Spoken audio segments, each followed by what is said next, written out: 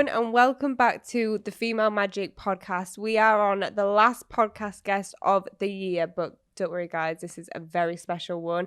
I am here with the one and only SavvyBaker. Savannah made basically a brownie empire in a pandemic. So how are you feeling, girl? Yeah, it's a bit mad, isn't it, really? It is. Yeah, it's crazy. We went into the first lockdown and I live on my own. So because I was by myself all the time, I was just trying to find loads of things to do and like doing DIY. I was cutting up bookshelves, trying to make benches out of them and stuff that. Painting, doing so many different things. And then I was like, I'm going to try and bake. I've baked before and it's always been horrible, like never worked. Not me, not a baker. And then I just made a couple of things and I was like, these are quite good, you know? They're pretty decent. Yeah. So I just was like, this is a really good way for me to kind of see my friends and stuff. Obviously, in the first lockdown, it was really strict. You couldn't really go anywhere or do anything. So I'd go around and drop little care packages off at my friends' houses. Oh, that's cute. Yeah. That's nice. And my dad gave me these like polystyrene boxes, you know, that you get like cheesy chips in from the takeaway. Yeah. So he gave me some of them and I just put a few different things in them, like a little banana bread and a little brownie and stuff like that. And I'd just go out and I'd just drive to all my friends' houses, put it on their doorstep, like run all the way back because obviously we couldn't be near anyone. Yeah. I'd stand like right at the end of the drive, and just be like, hi, just open your door and then get a little care package. And that's cute. like, it was just after Easter actually, so in the supermarkets there was loads of like really cheap chocolates and stuff like that. So I had loads of little Malteser bunnies and I'd put all them in them and things like that. And then everyone was putting them on stories and then all my other friends were like, do I not get a care package? Like, I want one. And then, I just kept doing it. And then everyone was just obsessed with it. And then one day I got really drunk in lockdown, just on my own in my living room. As you do. Yeah, probably drunk half a bottle of whiskey. And then I just decided to make a little menu on my phone. Okay. So I made a little menu on this little app. And the next morning I woke up kind of like still just a little bit out of it.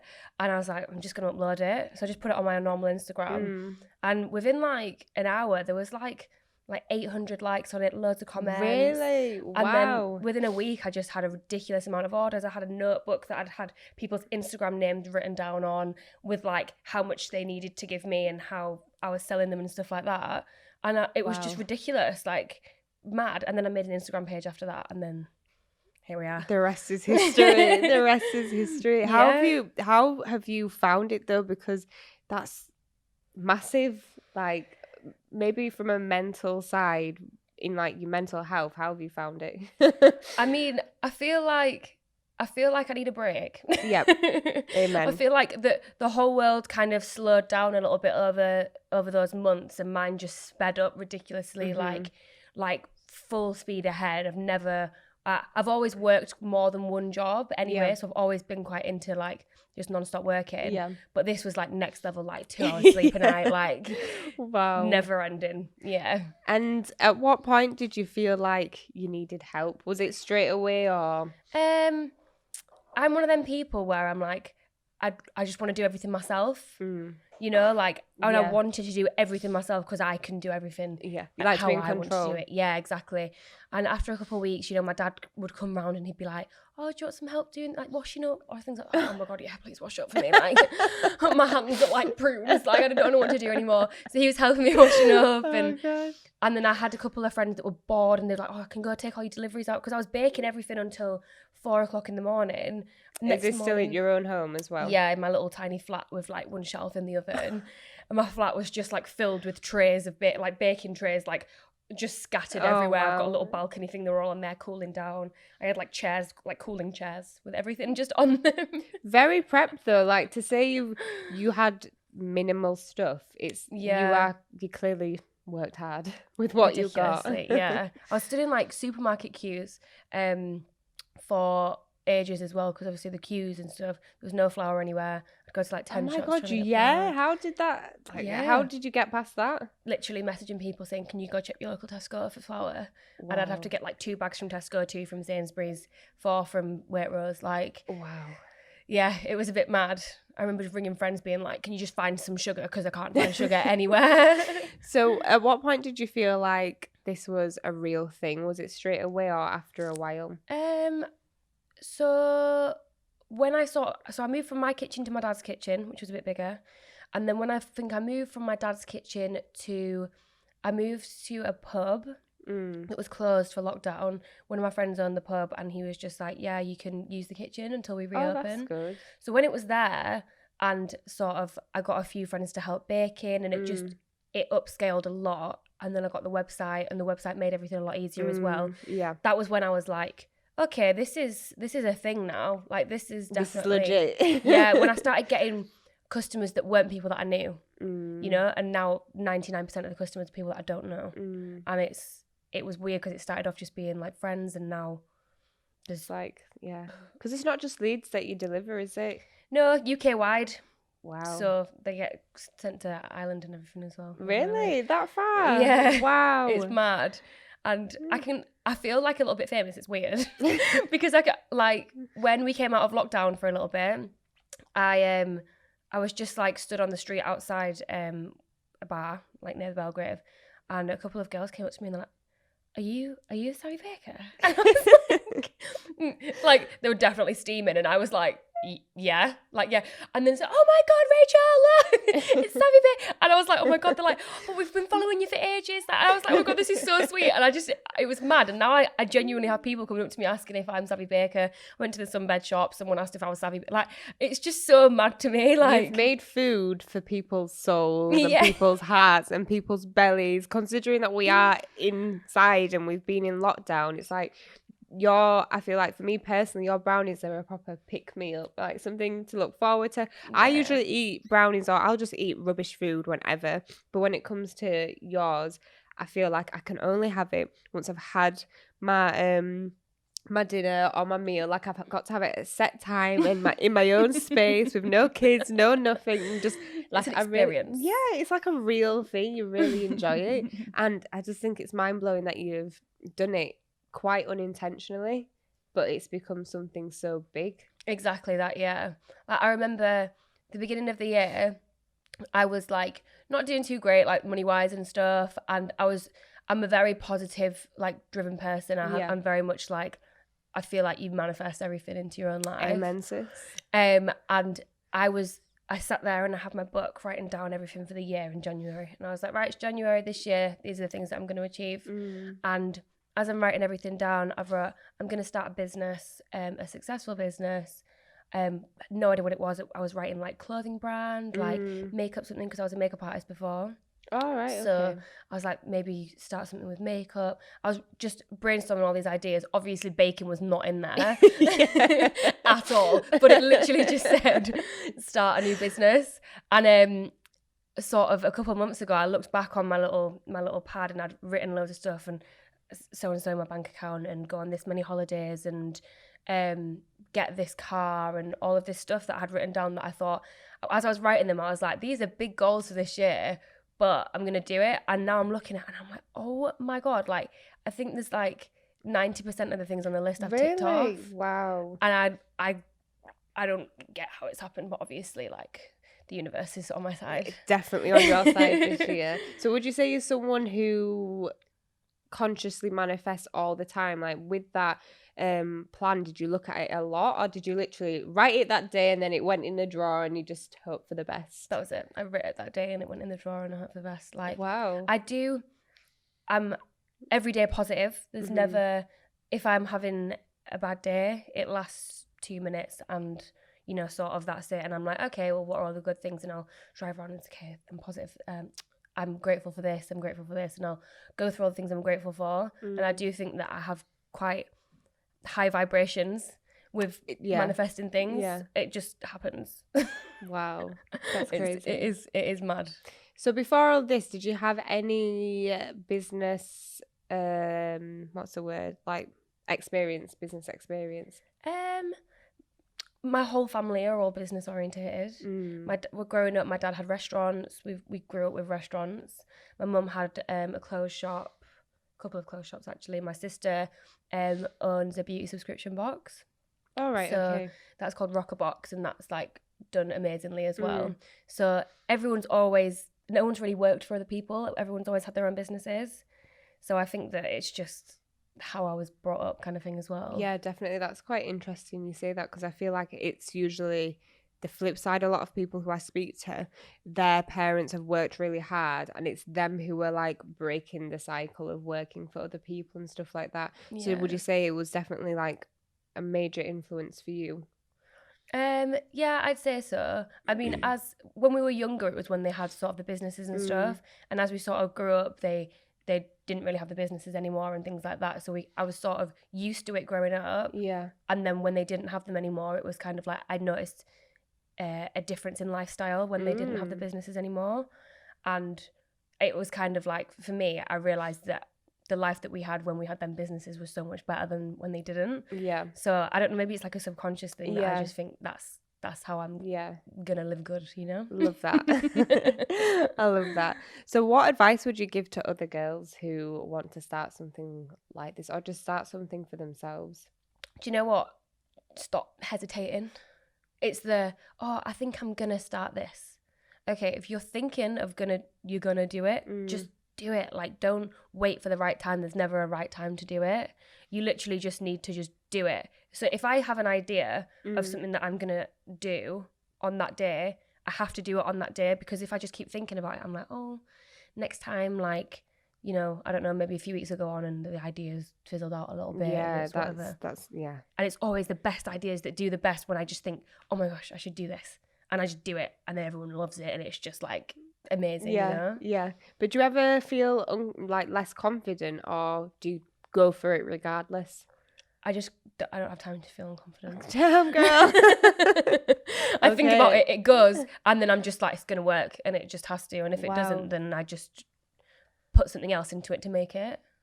Does that make sense? It's really hard to explain. No, it is. Like, I feel like I don't think I've met someone who is as positive as you. And to just have that, I don't know how to explain it. Like, some people try and practice it, but they might not really be fulfilled by it. But you seem like you're someone who subconsciously practices a lot of stuff that brings you a lot of positive energy and manifests into a lot of positive things. And you're not someone who, I don't know, I feel like maybe if someone had that, they might be a lot more stuck up or be a lot more aware of it. But you are someone who just like got a lot of positive energy around you, girl. I think I explained that. Yeah, I see. I never actually asked you. Got so excited. I just went straight in. I was like 100 miles an hour. I didn't ask him, what's your cultural background? So my dad is Moroccan and my mum is English white. And how was that growing up in a mixed race family? Do you know what? I didn't really grow up feeling super Moroccan, just because my dad had Italian restaurants. So yeah, I know. So Sorry. my mum lived in it. My mum had an Italian fiance before, so if my mum could speak fluently Italian, and my dad can speak fluently Italian as well. So growing up, they spoke Italian in the house. Interesting. Really weird. So they spoke Italian in the house. We had Italian restaurants. The staff were Italian, so everyone that I was around was Italian. And then we'd go to Morocco and see like my family over there, like on my dad's side, and I always like absolutely loved it. And probably only over the past few years is like I'm really like a lot more into my culture and stuff. And I went to Morocco and I was with my family, and like they can't speak English, I can't speak Arabic. I can speak a bit of French and understand a bit of French, so we kind of get by with that. But I went for like 2 weeks and I was like, I want to move here. I want to live here. Really? Well, Morocco is beautiful. Which part of Morocco?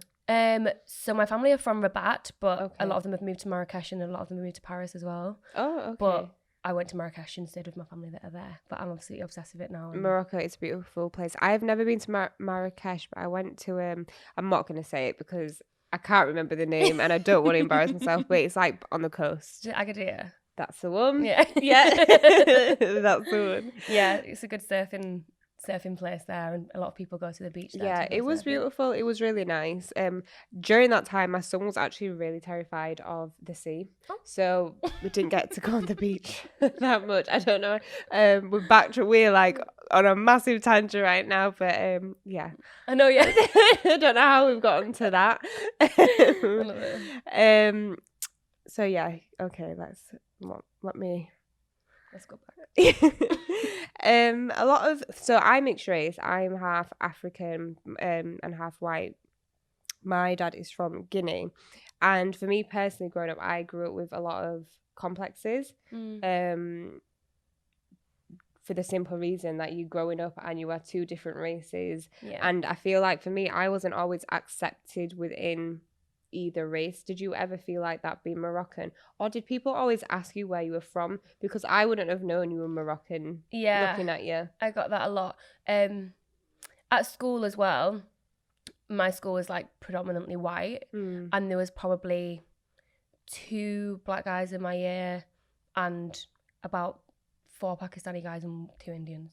Wow. And everyone else was white. And I specifically remember a time that it was like Poppy Day, and this girl came up to me and she went, "Oh, it's Slapper, like a P." She basically said Slapper Packy Day. Oh, okay. And she slapped me. What? Yeah, and I can specifically remember that to this day. And I was just like, I'm not even Pakistani, but like it's a Muslim culture. It's the same sort of like thing. But she literally looked at me because I'm like a bit brown. Yeah. And just said that. And I was just like, right. At the time, I was too like taken back by it to like do anything. And I was just like, what? Like, I literally couldn't believe it. And then like, I don't know, half an hour later, I was like absolutely rage. She went up to me, I was like, can't believe you did all that. But yeah, still to this day, that's one thing that I can remember from school that happened, which I find is like mad because other than that, I never really felt different. So that was kind of weird. And how old was you when that happened? Maybe like 12, 13. Oh my God, that is crazy. And have you always lived in and around Leeds? Yeah, always in Round Day. Oh, cute. Yeah, always around there. What school did you go to? Boston Spa. Oh, okay. I was thinking Round Day, but yeah, my dad's restaurant was in Boston Spa, so we lived above the restaurant for a bit. So we lived around there. What advice would you give to young girls who are in similar situations like that? Because it's funny you say that. We were doing some filming over the weekend, and my friend, she's half Indian and half white, and I think she was mentioning that she's had like racial situations when she's been called the similar thing. And how would you advise young girls to deal with that now?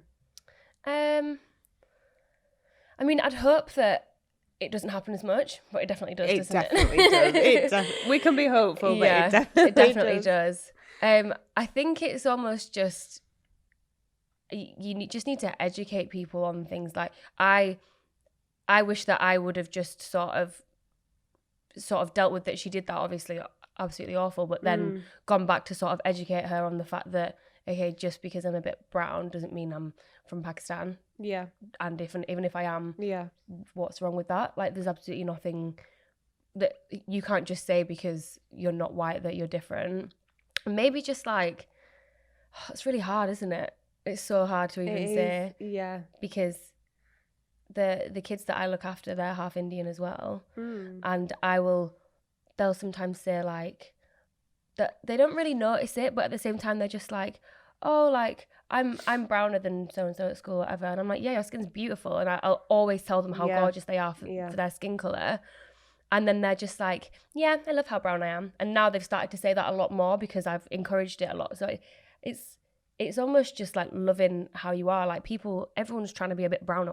Literally, people use fake tanning on some beds. Like, you just love golden skin and stuff like that as well. So yeah, that's true. And that's the irony of it. Like, so many people want to have this brown skin color, but they'll be the people who are quick to put black people down or women of color down. That's a whole nother I know, yeah, we could go on this. A whole nother ball game. Did you ever feel ashamed of being half Moroccan or being half of either?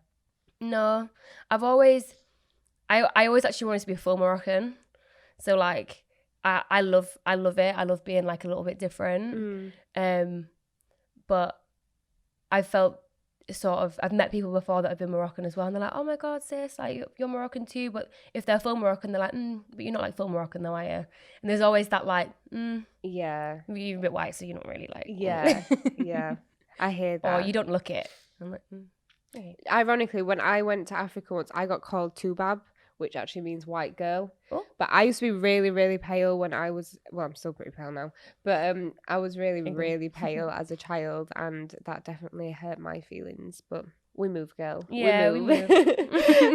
So let's go back onto the SavvyBaker. Yeah. What are the plans for the new year? What are we manifesting for the new year?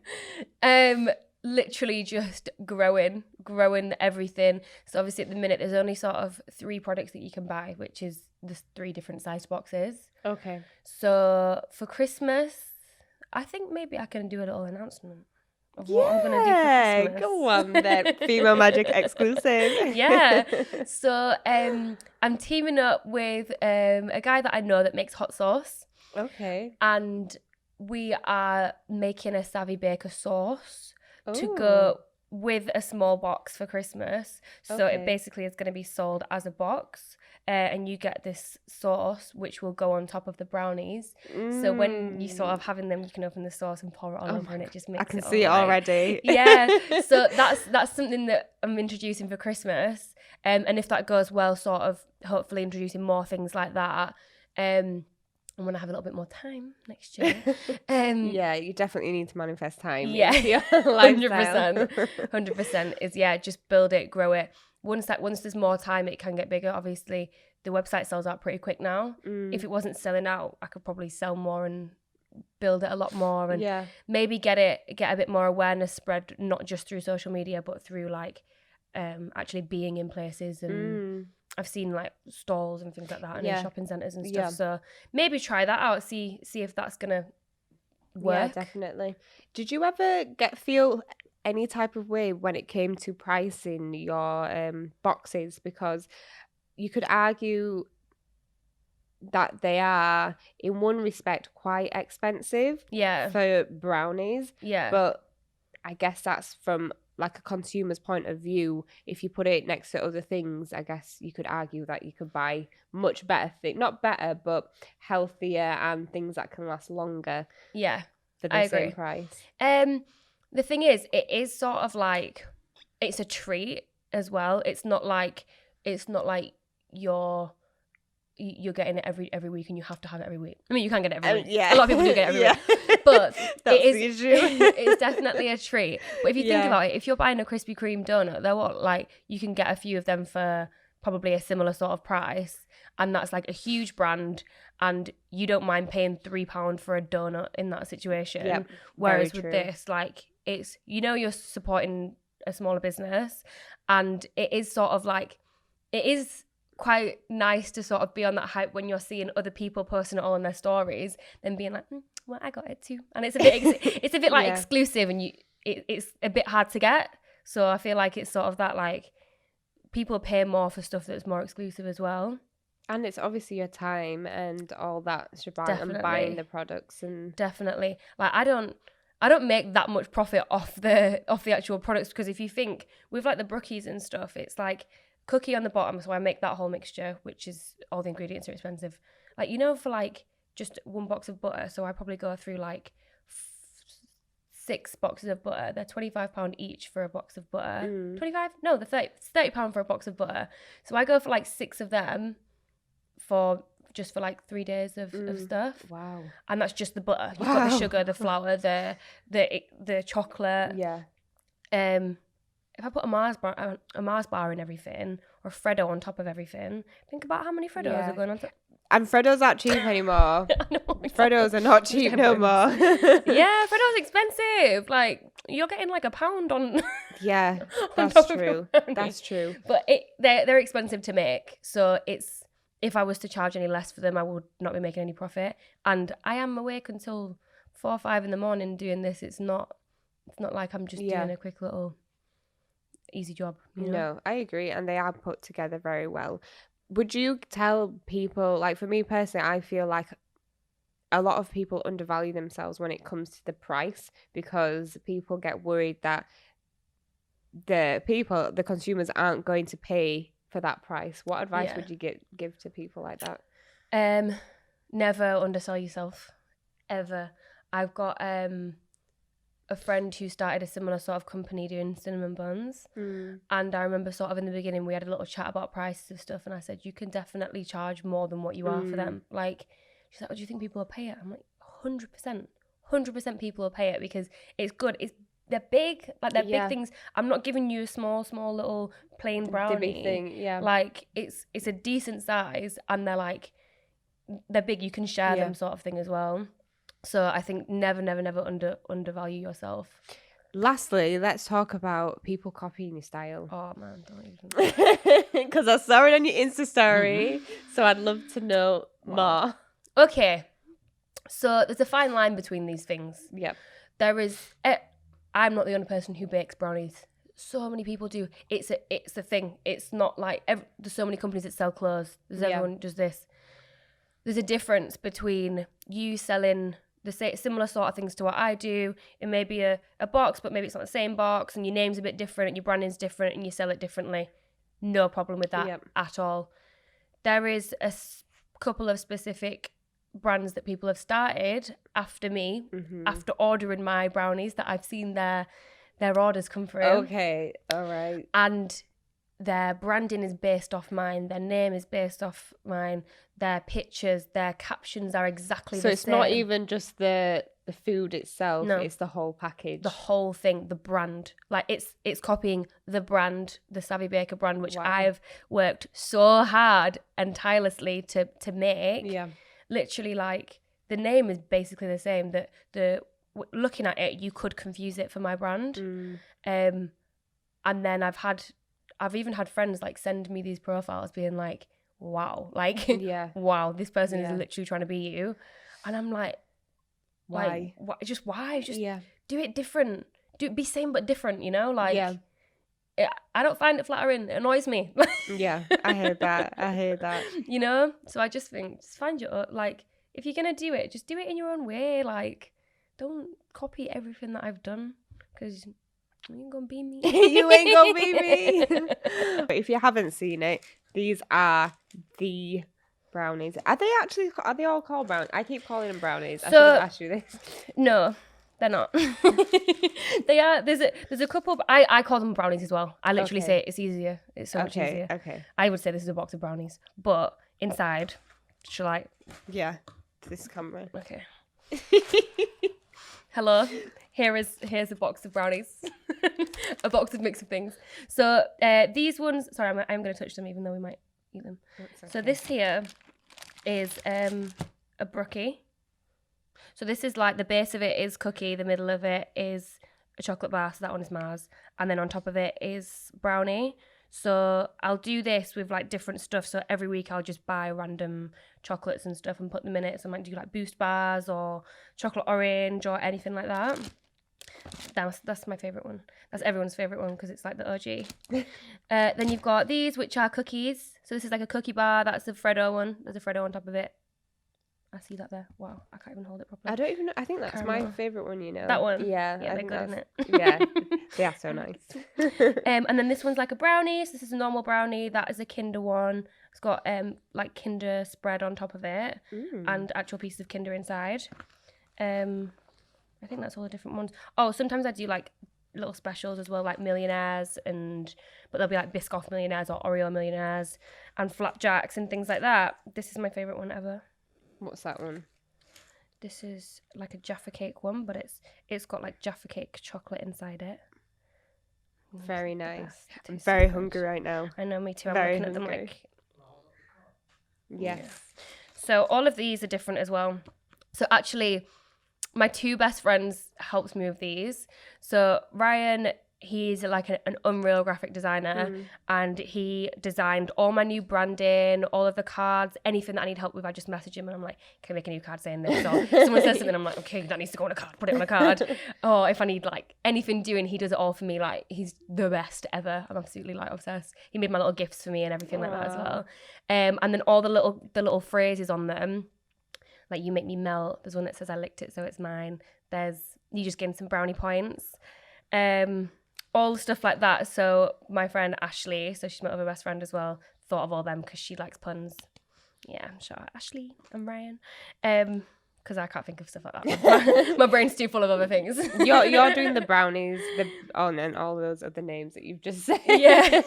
So it's enough. But thank you for being on the Female Magik podcast, and thank you guys for watching our last podcast of the year. We will see you in 2021. I hope 2021 is a lot better than this year. But yeah, make sure you like, subscribe, and we will see you soon.